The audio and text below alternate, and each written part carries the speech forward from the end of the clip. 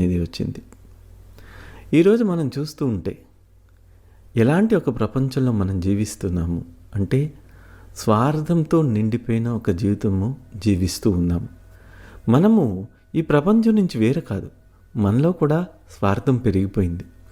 ఇతరులకి సహాయం చేయము, ఎవరి గురించి ఫీల్ అవ్వము, ఫ్యామిలీలో ఇతర వ్యక్తుల గురించి ఫీల్ అవ్వము, ఇంట్లో భార్య లేదా తల్లి కష్టపడి పనిచేస్తూ ఉంటే చిన్న సహాయం కూడా చెయ్యము, ఇతరుల గురించి అసలు పట్టించుకో. ఇది కలియుగంలో పీక్ స్టేజ్కి వెళ్ళిపోయింది. పక్క వ్యక్తి యొక్క కష్టాన్ని గుర్తించని స్థితిలో మనము జీవించేస్తూ ఉన్నాము. స్వార్థ చింతనతో జీవించేస్తూ ఉన్నాము. కృతజ్ఞత అనేది మనకి ఏ కోశాన కూడా కలగటం లేదు. ఎప్పుడైతే మనము ఓపెన్ అప్ అవుతామో, హృదయం వికసించుకుంటుందో, మన లోపల మంచి భావాలు కలుగుతూ ఉంటాయి.